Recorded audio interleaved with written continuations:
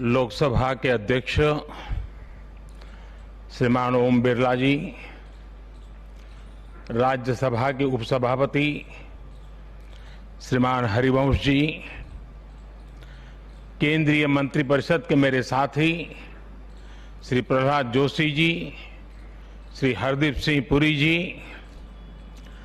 अन्य राजनीतिक दलों के प्रतिनिधिगण, वर्चुअल माध्यम से जुड़े अनेक देशों के पार्लियामेंट के स्पीकर्स, यहां उपस्थित अनेक देशों के एम्बेसडर्स, इंटर पार्लियामेंट्री यूनियन के मेंबर्स, अन्य महानुभाव और मेरे प्यारे देशवासियों, आज का दिन बहुत ही ऐतिहासिक है। आज का दिन भारत के लोकतांत्रिक इतिहास में मील के पत्थर की तरह है। भारतीयों द्वारा भारतीयता के विचार से ओतप्रोत भारत के संसद भवन के निर्माण का शुभारंभ हमारी लोकतांत्रिक परंपराओं के सबसे अहम पड़ाव में से एक है। हम भारत के लोग मिलकर अपनी संसद के इस नए भवन को बनाएंगे और साथियों, इससे सुंदर क्या होगा, इससे पवित्र क्या होगा जब भारत अपनी आजादी के 75 वर्ष का पर्व मनाए तो उस पर्व की साक्षात प्रेरणा हमारी संसद की नई इमारत बने। आज 130 करोड़ से ज्यादा भारतीयों के लिए बड़े सौभाग्य का दिन है, गर्व का दिन है, जब हम इस ऐतिहासिक पल के साक्षी बन रहे हैं।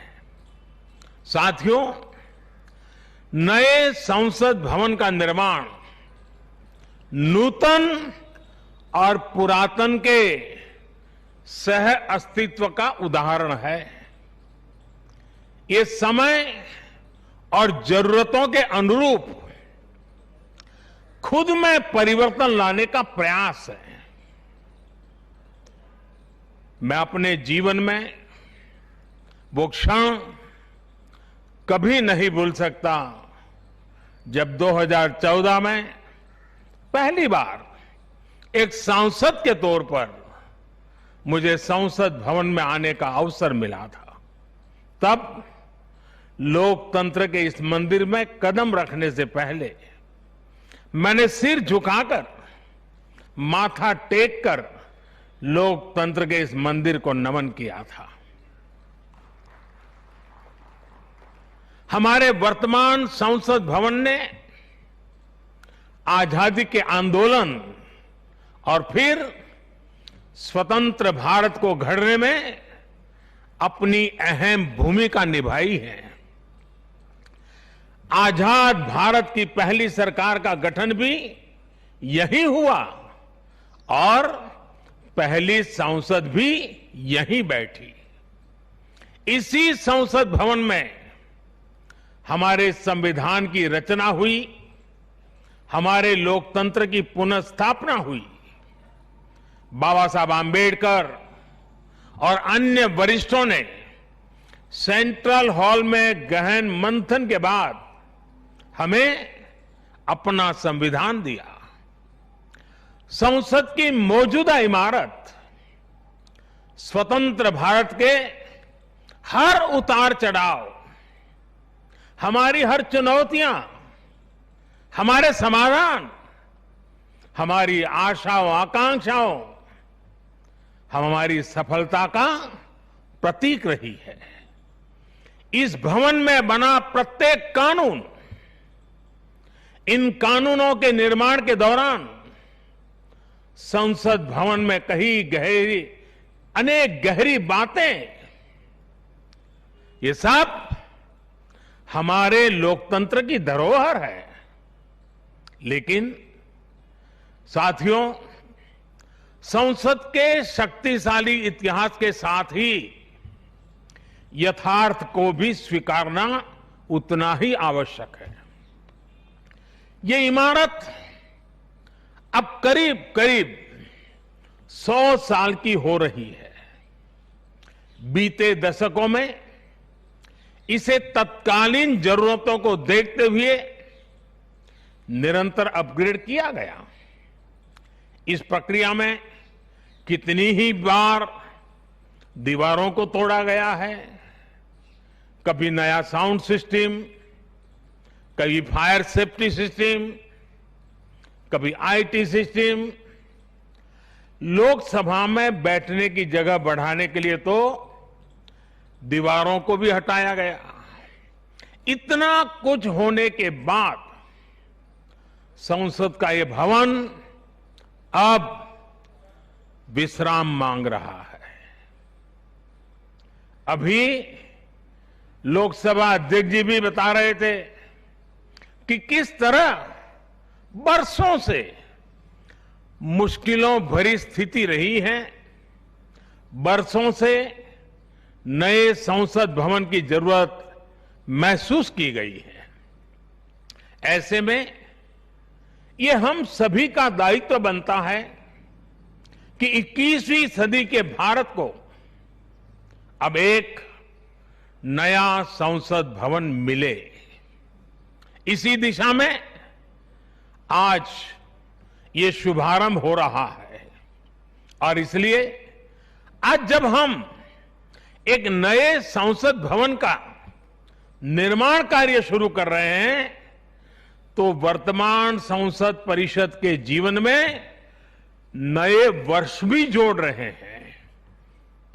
साथियों, नए संसद भवन में ऐसी अनेक नई चीजें की जा रही हैं जिससे सांसदों की एफिशिएंसी बढ़ेगी, उनके वर्क कल्चर में आधुनिक तौर तरीके आएंगे।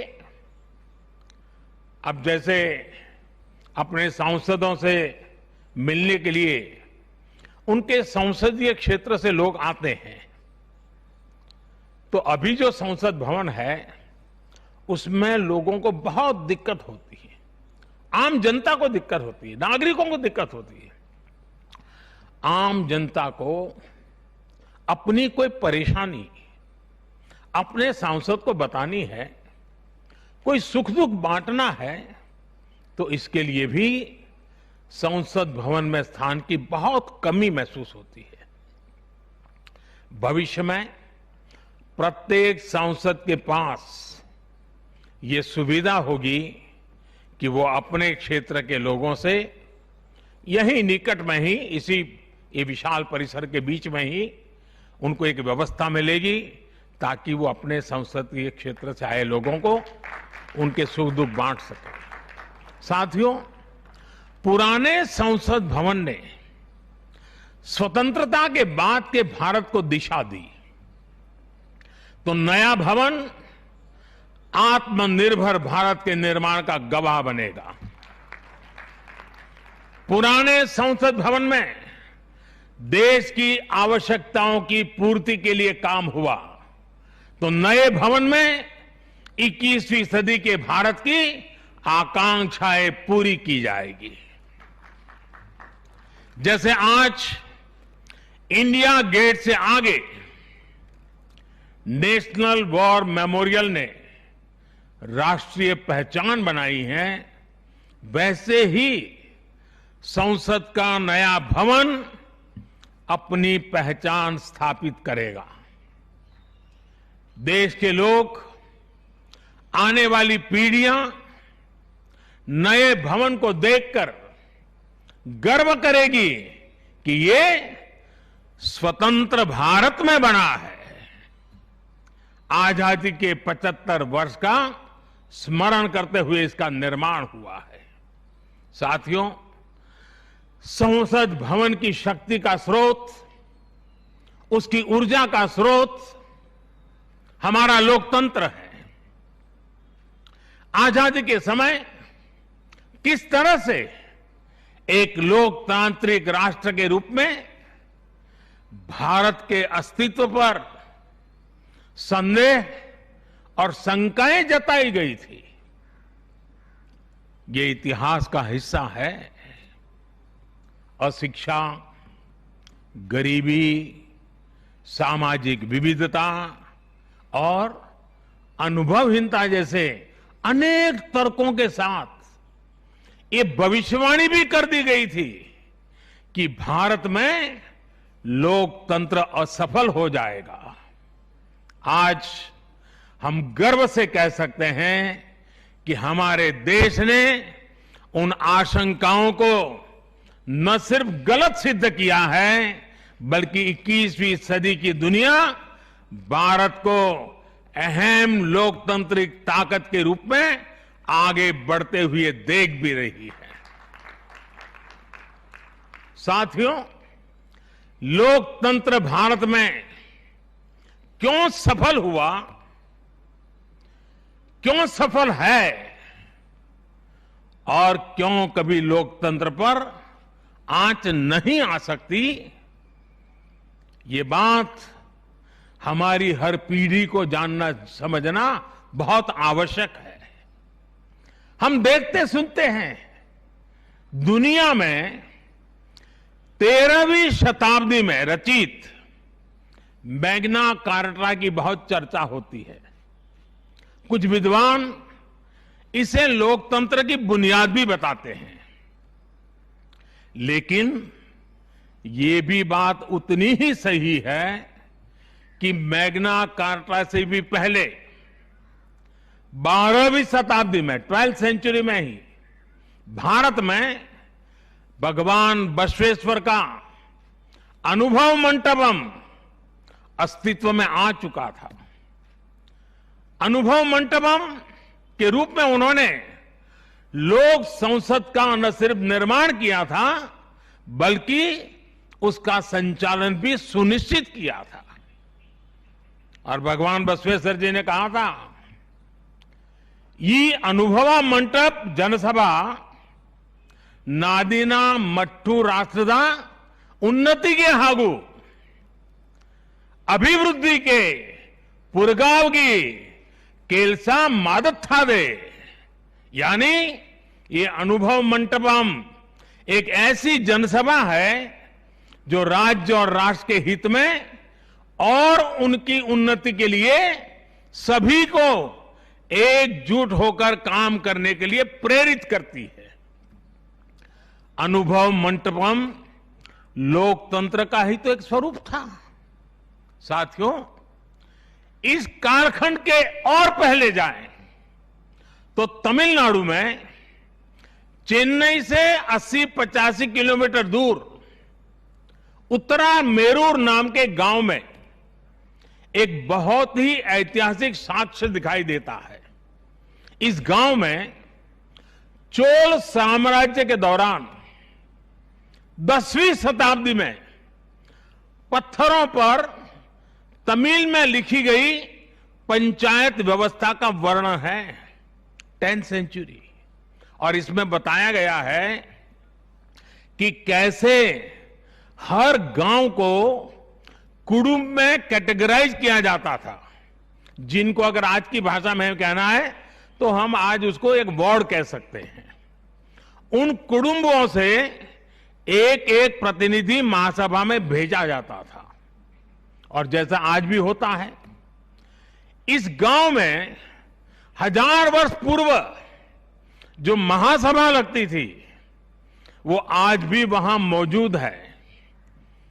और साथियों, 1000 वर्ष पूर्व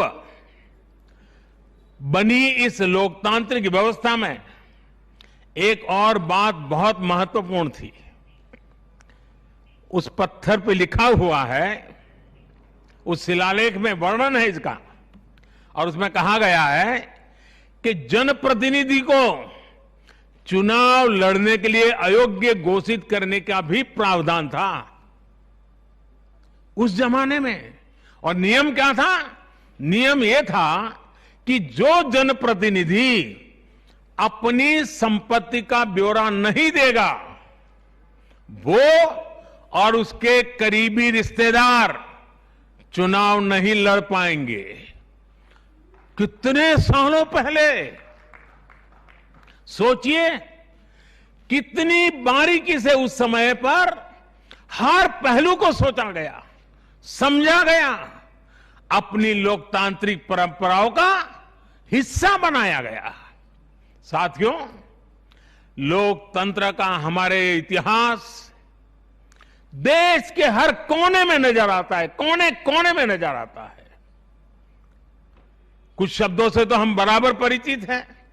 सभा, समिति, गणपति, गणाधिपति, ये शब्दावली हमारे मन मस्तिष्क में सदियों से प्रवाहित है। सदियों पहले शाक्य, मल्ल और वेजी जैसे गणतंत्र हो, लिच्छवी, मल्लक, मड़क और कंबोज जैसे गणराज्य हो, या फिर मौर्य काल में कलिंग, सभी ने लोकतंत्र को ही शासन का आधार बनाया था। हजारों साल पहले रचित हमारे वेदों में से ऋग्वेद में लोकतंत्र के विचार को समज्ञान यानी समूह चेतना, कलेक्टिव कॉन्शियसनेस के रूप में देखा गया है। साथियों, आमतौर पर अन्य जगहों पर जब डेमोक्रेसी की चर्चा होती है तो ज्यादातर चुनाव की प्रक्रिया, इलेक्टेड मेंबर्स, उनके गठन की रचना, शासन प्रशासन, लोकतंत्र की परिभाषा इन्हीं चीजों के आसपास रहती है। इस प्रकार की व्यवस्था पर अधिक बल देने को ही ज्यादातर स्थानों पर उसी को डेमोक्रेसी कहते हैं। लेकिन भारत में लोकतंत्र एक संस्कार है। भारत के लिए लोकतंत्र जीवन मूल्य है, जीवन पद्धति है, राष्ट्र जीवन की आत्मा है। भारत का लोकतंत्र सदियों के अनुभव से विकसित हुई व्यवस्था है। भारत के लिए लोकतंत्र में जीवन मंत्र भी है, जीवन तत्व भी है और साथ ही व्यवस्था का तंत्र भी है, तत्व भी है, तंत्र भी है। समय समय पर इसमें व्यवस्थाएं बदलती रही, प्रक्रियाएं बदलती रही, लेकिन आत्मा लोकतंत्र ही रही। और विडंबना देखिए, आज भारत का लोकतंत्र हमें पश्चिमी देशों से न समझाया जाता है। जब हम विश्वास के साथ अपने लोकतांत्रिक इतिहास का गौरवगान करेंगे तो वो दिन दूर नहीं जब दुनिया भी कहेगी India is mother of democracy, India is mother of democracy, India is mother of democracy. साथियों, भारत के लोकतंत्र में समाही शक्ति ही देश के विकास को नई ऊर्जा दे रही है, देशवासियों को नया विश्वास दे रही है। दुनिया के अनेक देशों में जहां लोकतांत्रिक प्रक्रियाओं को लेकर अलग स्थिति बन रही है, वहीं भारत में लोकतंत्र नित्य नूतन हो रहा है। हाल के वर्षों में हमने देखा है कि कई लोकतांत्रिक देशों में अब वोटर टर्नआउट लगातार घट रहा है। इसके विपरीत भारत में हम हर चुनाव के साथ वोटर टर्नआउट को बढ़ाते हुए देख रहे हैं, बढ़ता हुआ देख रहे हैं। इसमें भी महिलाओं और युवाओं की भागीदारी निरंतर बढ़ती जा रही है। साथियों, इस विश्वास की, इस आस्था की वजह है भारत में लोकतंत्र हमेशा से ही गवर्नेंस के साथ ही मतभेदों और विरोधाभासों को सुलझाने का महत्वपूर्ण माध्यम भी रहा है। अलग अलग विचार, अलग अलग दृष्टिकोण, ये सब बातें एक वाइब्रेंट डेमोक्रेसी को सशक्त करते हैं। डिफरेंसेस के लिए हमेशा जगह हो, लेकिन डिस्कनेक्ट कभी ना हो। इसी लक्ष्य को लेकर हमारा लोकतंत्र आगे बढ़ा है। गुरु नानक देव जी ने, और बड़ी सटीक बात कही है, गुरु नानक देव जी ने भी कहा है, जब लग दुनिया रही है नानक, जब लग दुनिया रही है नानक, किछु सुनिए किछु कहिए। यानी जब तक संसार रहे तब तक संवाद चलते रहना चाहिए। कुछ कहना और कुछ सुनना, यही तो संवाद का प्राण है, यही लोकतंत्र की आत्मा है। पॉलिसीज में अंतर हो सकता है, पॉलिटिक्स में भिन्नता हो सकती है, लेकिन हम पब्लिक की सेवा के लिए हैं। इस अंतिम लक्ष्य में कोई मतभेद नहीं होना चाहिए। वाद संवाद संसद के भीतर हो या संसद के बाहर, राष्ट्र सेवा का संकल्प, राष्ट्रहित के प्रति समर्पण लगातार झलकना चाहिए। और इसलिए आज जब नए संसद भवन का निर्माण शुरू हो रहा है, तो हमें याद रखना है कि वो लोकतंत्र जो संसद भवन के अस्तित्व का आधार है, उसके प्रति आशावाद को जगाए रखना हम सभी का दायित्व है।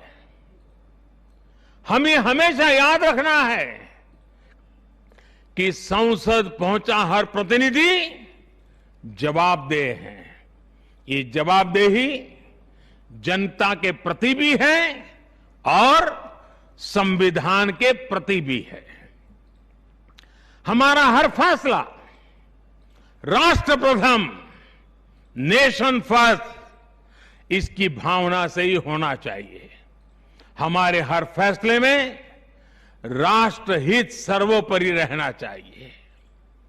राष्ट्रीय संकल्पों की सिद्धि के लिए हम एक स्वर में, एक आवाज में खड़े हो, ये बहुत जरूरी है। साथियों, हमारे यहां जब मंदिर के भवन का निर्माण होता है, तो शुरू में उसका आधार सिर्फ ईंट पत्थर ही होता है। कारीगर, शिल्पकार सभी के परिश्रम से मंदिर के भवन का निर्माण पूरा होता है। लेकिन वो भवन एक मंदिर तब बनता है, उसमें पूर्णता तब आती है जब उसमें प्राण प्रतिष्ठा होती है। प्राण प्रतिष्ठा होने तक वो सिर्फ एक इमारत ही रहता है। साथियों, नया संसद भवन भी बनकर तो तैयार हो जाएगा, लेकिन वो तब तक एक इमारत ही रहेगा जब तक उसकी प्राण प्रतिष्ठा नहीं होगी। लेकिन ये प्राण प्रतिष्ठा किसी एक मूर्ति की नहीं होगी। लोकतंत्र के इस मंदिर में इसका कोई विधा विधान भी नहीं है, विधि विधान भी नहीं है। इस मंदिर की प्राण प्रतिष्ठा करेंगे इसमें चुनकर आने वाले जनप्रतिनिधि, उनका समर्पण, उनका सेवा भाव इस मंदिर की प्राण प्रतिष्ठा करेगा। उनका आचार, विचार, व्यवहार इस लोकतंत्र के मंदिर की प्राण प्रतिष्ठा करेगा। भारत की एकता, अखंडता को लेकर किए गए उनके प्रयास इस मंदिर की प्राण प्रतिष्ठा की ऊर्जा बनेंगे। जब एक एक जनप्रतिनिधि अपना ज्ञान, अपना कौशल्य, अपनी बुद्धि, अपनी शिक्षा, अपना अनुभव पूर्ण रूप से यहां निचोड़ देगा, राष्ट्रहित में निचोड़ देगा, उसी का अभिषेक करेगा, तब इस नए संसद भवन की प्राण प्रतिष्ठा होगी। यहां राज्यसभा काउंसिल ऑफ स्टेट्स है, एक ऐसी व्यवस्था है जो भारत के फेडरल स्ट्रक्चर को बल देती है। राष्ट्र के विकास के लिए राज्य का विकास, राष्ट्र के विकास के लिए राज्य का विकास, राष्ट्र की मजबूती के लिए राज्य की मजबूती, राष्ट्र के कल्याण के लिए राज्य का कल्याण, इस मूलभूत सिद्धांत के साथ काम करने का हमें प्रण लेना है। पीढ़ी दर पीढ़ी आने वाले कल में जो जनप्रतिनिधि यहां आएंगे, उनके शपथ लेने के साथ ही प्राण प्रतिष्ठा के इस महायज्ञ में उनका योगदान शुरू हो जाएगा। इसका लाभ देश के कोटि कोटि जनों को होगा। संसद की नई इमारत एक ऐसी तपोस्थली बनेगी जो देशवासियों के जीवन में खुशहाली लाने के लिए काम करेगी, जन कल्याण का काम करेगी। साथियों, 21वीं सदी भारत की सदी हो, यह हमारे देश के महापुरुषों और महान नारियों का सपना रहा है। लंबे समय से इसकी चर्चा हम सुनते आ रहे हैं।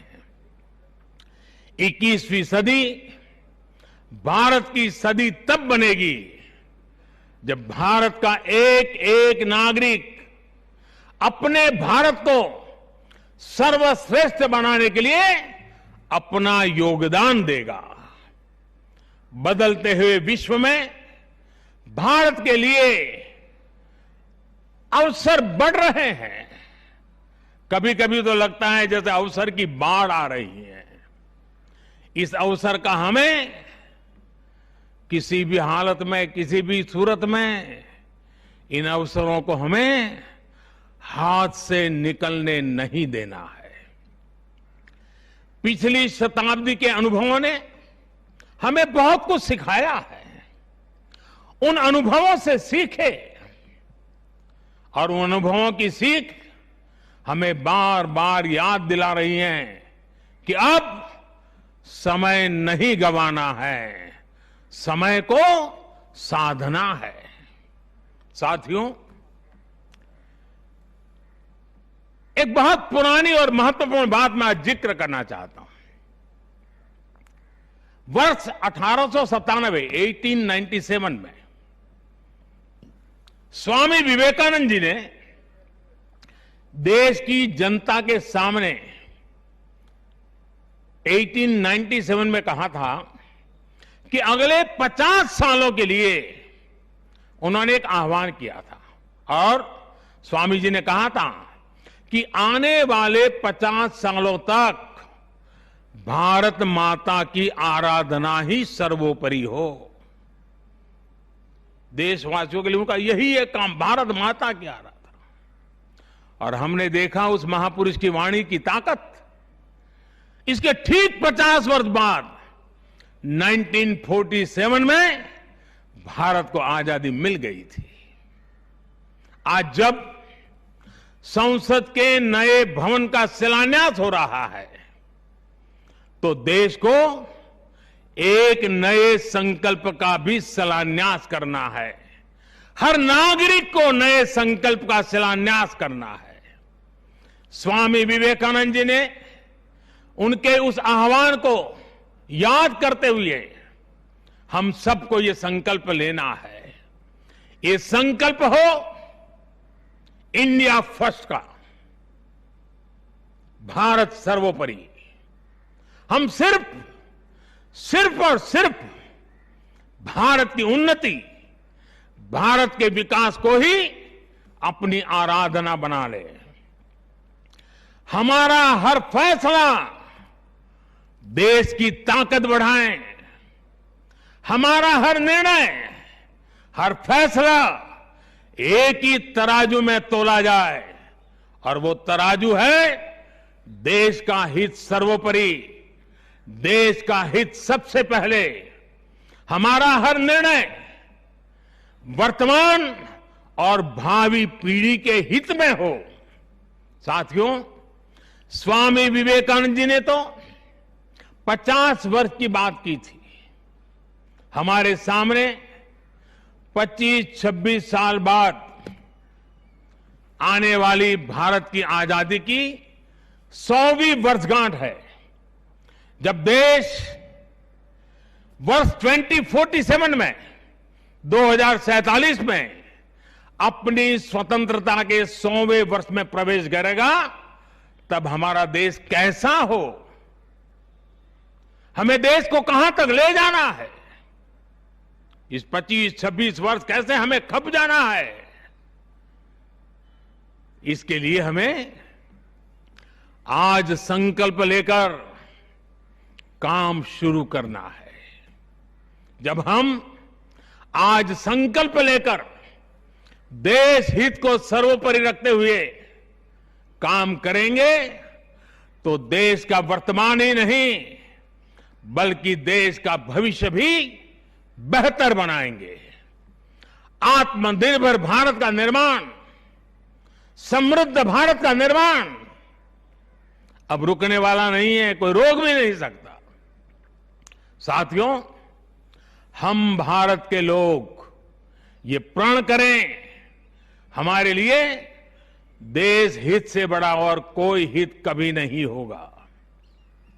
हम भारत के लोग ये प्रण करें, हमारे लिए देश की चिंता अपनी खुद की चिंता से बढ़कर होगी। हम भारत के लोग ये प्रण करें, हमारे लिए देश की एकता अखंडता से बढ़कर कुछ नहीं होगा। हम भारत के लोग ये प्रण करें, हमारे लिए देश के संविधान की मान मर्यादा और उसकी अपेक्षाओं की पूर्ति जीवन का सबसे बड़ा ध्येय होगी। हमें गुरुदेव रविन्द्रनाथ टैगोर की ये भावना हमेशा याद रखनी है। और गुरुदेव रविन्द्रनाथ टैगोर की भावना क्या थी? गुरुदेव कहते थे, एकोता उत्साहो धरो, एकोता उत्साहो धरो, জাতীয় উন্নতি করো, দুসুক ভুবনে সবে ভারতের জয়। यानी एकता का उत्साह थामे रहना है, हर नागरिक उन्नति करे, पूरे विश्व में भारत की जय जयकार हो। मुझे विश्वास है हमारी संसद का नया भवन हम सभी को एक नया आदर्श प्रस्तुत करने की प्रेरणा देगा।